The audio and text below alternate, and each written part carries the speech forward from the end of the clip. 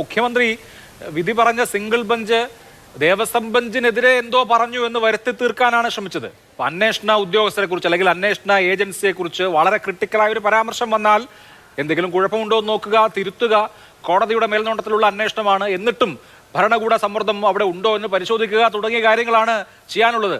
അതല്ലാതെ വിധി പറഞ്ഞ ജഡ്ജിക്ക് വേറെന്തോ താല്പര്യമാണ് എന്ന് വിചാരിക്കുന്നത് അല്ലെങ്കിൽ ഗോപ്യമായി അങ്ങനെ സൂചിപ്പിക്കുന്നത് കൊണ്ട് എന്ത് കാര്യം? അല്ല, അവിടെ ഈ സിംഗിൾ ബെഞ്ചിന് ഇങ്ങനെ ഒരു അഭിപ്രായം പറയേണ്ട കാര്യമില്ല. അവിടെ സിംഗിൾ ബെഞ്ച് അല്ല ഈ കേസ് കേൾക്കുന്നത്.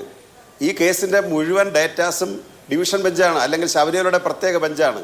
അവരല്ലേ ഇത് കേൾക്കുന്നത്, അവരല്ലേ SIT നിശ്ചയിച്ചത്, അവരല്ലേ SITയിലെ ഉദ്യോഗസ്ഥർ ആരൊക്കെയാണെന്ന് അവരല്ലേ തീരുമാനിച്ചത്, അല്ലാതെ ഗവൺമെന്റ് പോലും അല്ലല്ലോ. അപ്പോൾ ആ ഒരു ബെഞ്ചിന്റെ നിയന്ത്രണത്തിലും നിരീക്ഷണത്തിലും നേതൃത്വത്തിലും നടക്കുന്ന അന്വേഷണത്തിന്റെ പൂർണ്ണ ഉത്തരവാദിത്വം ഹൈക്കോടതിക്കാണ്. അപ്പോൾ അവരത് ചെയ്തുകൊണ്ടിരിക്കുകയാണ്. അതിന്റെ ഭാഗമായിട്ട് SITക്ക് ഒരു തളർച്ചയുണ്ടായിട്ടില്ല.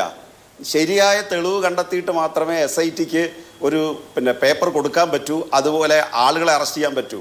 ഒരു തെളിവില്ലെങ്കിൽ അവർ സുഖകരമായിട്ട് ഊരിപ്പോവും, ജാമ്യം കിട്ടും. അതുകൊണ്ടാണ് SIT നല്ല അവധാനതയോടുകൂടി മാധ്യമങ്ങളും രാഷ്ട്രീയ പാർട്ടിക്കാരും മറ്റുള്ളവരും പറയുന്നത് കേട്ട് SITക്ക് പ്രവർത്തിക്കാൻ പറ്റില്ല. SITക്ക് പ്രവർത്തിക്കാൻ പറ്റുന്നത് ഒരു നിയമ സംവിധാനത്തിനകത്ത് നിന്നുകൊണ്ട് കൃത്യമായ തെളിവ് ശേഖരണത്തിൻ്റെ ഭാഗമായിട്ട് നടത്താൻ പറ്റൂ. ഇപ്പം എല്ലാവരും ആശങ്കപ്പെടുന്ന ഒരു കാര്യം, ഈ തന്ത്രിമാരിലേക്ക് അന്വേഷണം. യഥാർത്ഥത്തിൽ ഇത് തന്ത്രിമാരിലേക്ക് നേരത്തെ ഇവിടെ കാര്യമൊക്കെ ശ്രീ മഹേഷ്, അതെ, അവരിലേക്ക് എത്തുന്നു എന്നുള്ളതിൻ്റെ തെളിവാണല്ലോ ഇപ്പോൾ പ്രധാനപ്പെട്ട 2 അറസ്റ്റ്. കോടതിയുടെ അഭിപ്രായം പറഞ്ഞതിൻ്റെ തൊട്ടടുത്ത ദിവസം തന്നെ 2 അറസ്റ്റ് കിടന്ന എന്താ? ആ അറസ്റ്റിന് ആവശ്യമായ തെളിവ് അവർക്ക് അന്താരാഷ്ട്ര ബന്ധമുണ്ടെന്ന് വ്യക്തമായല്ലോ. ഇപ്പം അങ്ങനെ ബന്ധമുള്ള ആളുകളുടെ അറസ്റ്റ് നടത്തുമ്പോൾ അവർ സുഖകരമായിട്ട് കോടതിയിൽ നിന്ന് ഇറങ്ങി പോകാൻ പാടില്ല, അല്ലെങ്കിൽ പോലീസ് സ്റ്റേഷനിൽ നിന്ന് ഇറങ്ങി പോകാൻ പാടില്ല. അതുകൊണ്ട് അവരെ 2 പേരെ അറസ്റ്റ് ചെയ്തപ്പോൾ ഇത് കുറച്ചുകൂടി വിപുലമായ മാനത്തിലേക്ക് വരിക. അപ്പോഴാണ് ഈ ഉണ്ണികൃഷ്ണൻ പോറ്റി മാത്രമല്ല, ആ അറസ്റ്റ് ചെയ്യപ്പെട്ട 2 പേരും നേരത്തെ നമ്മൾ പറഞ്ഞ വളരെ പ്രധാനപ്പെട്ട ആളിൻ്റെയോടൊപ്പം ഉണ്ട്, കേരളത്തിലെ പ്രതിപക്ഷ നേതാവിനോടൊപ്പം ഉണ്ട്, കേരളത്തിലെ മറ്റ് കോൺഗ്രസ് നേതൃത്വത്തോടൊപ്പം അവർ 2 പേരും ഉണ്ട്. അപ്പോൾ അവരുടെ 2 പേരുടെ സാന്നിധ്യം പലയിടത്തും കാണപ്പെടുന്നു.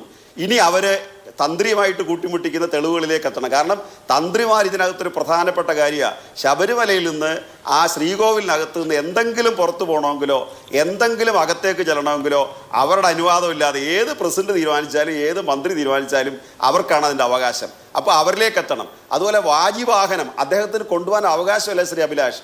വാജിവാഹനം അവിടുത്തെ ചടങ്ങനുസരിച്ച് അല്ലെങ്കിൽ ആചാരം അനുസരിച്ച് സ്പോയിൽ ചെയ്യുക വേണ്ടുന്നത്. ഏതെങ്കിലും തരത്തിൽ വീണ്ടെടുക്കാനാവാത്ത വിധം നശിപ്പിക്കേണ്ട ഒരു സാധനമാണ് വാജിവാഹനം. പക്ഷേ അദ്ദേഹം ആ വാജിവാഹനം കൊണ്ടുപോയത് പുറത്ത് പൂജയ്ക്ക് വേണ്ടിയിട്ടാണ്. ശബരിമലയ്ക്ക് പുറത്തു പോയി പൂജ നടത്തുന്നതിന് ഉണ്ണികൃഷ്ണൻ പോറ്റിയും ഗോവർദ്ധനും ഭണ്ഡാരിയും തന്ത്രിമാരും പിന്നെ അവർക്ക് താല്പര്യമുള്ള MP-മാർ ഇതിലൊക്കെ ഈ ചരട് കെട്ടി കൊടുത്ത് ജീവിതം മെച്ചപ്പെടുത്താമെന്ന് ആഗ്രഹിക്കുന്ന തരത്തിലുള്ള ആളുകളുണ്ടല്ലോ, അവരൊക്കെയാണ് ഇതിൻ്റെ ആളുകൾ. അതുകൊണ്ടാണല്ലോ ഇപ്പോൾ ഒരു കാര്യമില്ലാതെ ഇതിനകത്ത് മറ്റു പലരെ വലിച്ചെടുക്കേണ്ടി വരുന്നത്. ഞാൻ ഇതിനകത്ത് വിശ്വസിക്കുന്നില്ല. സോണിയാഗാന്ധി ഇതിൻ്റെ പങ്ക് പറ്റിയെന്ന് ഞാൻ വിശ്വസിക്കുന്നില്ല. പക്ഷെ സോണിയാഗാന്ധിക്ക് മുമ്പിലേക്ക് ഇവരെ എത്തിക്കണമെങ്കിൽ അതിന് സ്വാധീനമുള്ള രാഷ്ട്രീയ നേതൃത്വം, ആ രാഷ്ട്രീയ നേതൃത്വത്തിന് ഉണ്ണികൃഷ്ണൻ പോറ്റിയിൽ വിശ്വാസമുണ്ട്. ഉണ്ണികൃഷ്ണൻ പോറ്റിയെ തലേന്ന് പരിചയപ്പെട്ട പിറ്റേന്ന് സോണിയാഗാന്ധിയുടെ കൊണ്ടുചെല്ലത്തില്ല. അപ്പോൾ വർഷങ്ങളായി പരിചയമുണ്ട്. ഇനി ശബരിമല സ്ത്രീ പ്രശ്നവുമായി ബന്ധപ്പെട്ട് നടന്ന സമരത്തിൽ ഈ ഉണ്ണികൃഷ്ണൻ പോറ്റി പങ്കാളിയാണ്. അതിനകത്ത് പ്രധാന നേതൃത്വം വഹിച്ച ആൾ പ്രയാർ ഗോപാലകൃഷ്ണനാണ്. പ്രയാർ ഗോപാലകൃഷ്ണന്റെ വലങ്കൈയാണ് ഉണ്ണികൃഷ്ണൻ പോറ്റി. എന്നിട്ട് തെരഞ്ഞെടുപ്പിൽ വോട്ട് പിടിക്കാൻ വേണ്ടി അത് LDFന്റെ പുറത്ത് ചാരി, അല്ലെങ്കിൽ LDFന്റെ നമ്മുടെ ദേവസ്വം ബോർഡ് പ്രസിഡന്റുമാരായിട്ട് ഇരുന്നവരുടെ കാലത്താണ് എന്നുള്ള പ്രശ്നം ഉയർത്തിക്കൊണ്ടുവന്നു. അപ്പോൾ അവർക്കൊക്കെ എന്തുമാത്രം പങ്കുണ്ട്.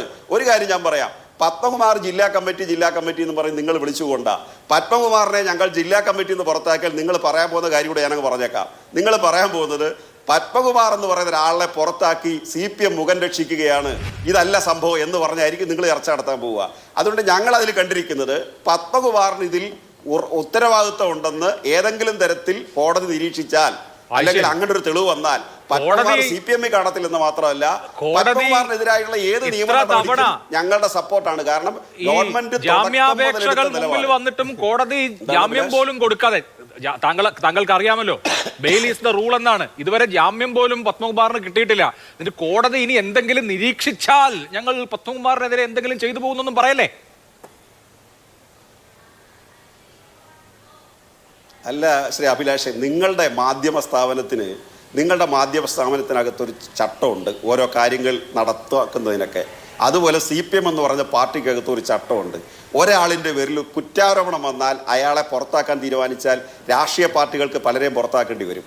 അങ്ങനെയാണെങ്കിൽ ഇവിടെ പലരെയും, അതല്ല അതിൻ്റെ നടപടിക്രമം. പത്മകുമാർ മാത്രമല്ല, ഗവൺമെൻറ് എടുത്ത നിലപാടെന്താ? തുടക്കം മുതൽ ഏതൊരാൾ, ഞങ്ങൾ 2-3 കാര്യങ്ങൾ അതിൽ പറഞ്ഞു. ഒന്ന്, ഒരു തരി സ്വർണം നഷ്ടപ്പെടാൻ പാടില്ല. 2, ഏത് കുറ്റവാളികളായാലും കണ്ടുപിടിക്കണം. അതിന് ഹൈക്കോടതി അക്കാര്യത്തിൽ ഒരു സ്പെഷ്യൽ ഇൻവെസ്റ്റിഗേഷൻ ടീമിനെ വെക്കണം. 3, അയാൾക്ക് സംരക്ഷണം കൊടുക്കത്തില്ല. ഈ 3 നിലപാട് CPM-ന്റെ സുചിന്തിതമായ നിലപാടാണ്. ഈ 3 നിലപാടിൻ്റെ അടിസ്ഥാനത്തിലാണ് ഞങ്ങൾ പത്മകുമാറിനെ കാണുന്നതും വാസു സാറിനെ കാണുന്നതും നാളെ വേറൊരാൾ അറസ്റ്റ് ചെയ്യപ്പെട്ടാൽ അയാളെ കാണുന്നതും. ഇനി ബെല്ലാരി സെറ്റിപ്പെട്ടായാലും ഉണ്ണികൃഷ്ണൻ പോറ്റിയായാലും ആരാണോ തെറ്റുകാർ അവരെ ശിക്ഷിക്കണം, അവർക്ക് സപ്പോർട്ട് കൊടുക്കില്ല. അതുപോലെ തന്നെ അവരെ സമൂഹത്തിൽ ഒറ്റപ്പെടുത്തുക.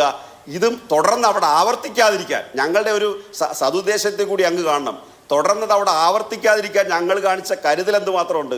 നിങ്ങൾ ഈ ശബരിമലയിലെ സീസൺ തുടങ്ങിയപ്പം എത്ര ദിവസം ചർച്ച ചെയ്ത് അവിടുത്തെ തള്ളു കൂടുതൽ, അവിടെ സൗകര്യം കിട്ടുന്നില്ല, അവിടെ വലിയ ബഹളം. എന്താ ഇപ്പം ചർച്ച ചെയ്യാൻ പറ്റാത്ത? എത്ര കൃത്യമായിട്ടാണ് ശബരിമലയിൽ 80,000 90,000 ആളുകൾ വന്നു പോകുന്നത്. എന്തെല്ലാം കുഴപ്പങ്ങൾ അവിടെ ഉണ്ടാക്കാൻ നോക്കി. അപ്പൊ ഗവൺമെന്റ് സതുദ്ദേശത്തോടു കൂടിയാണ് പ്രശ്നത്തെ കാണുന്നത്. ശബരിമലയെ സംരക്ഷിച്ച് നിർത്തുക എന്നുള്ളത് വളരെ ശക്തമായി എടുത്ത നിലപാടാണ്.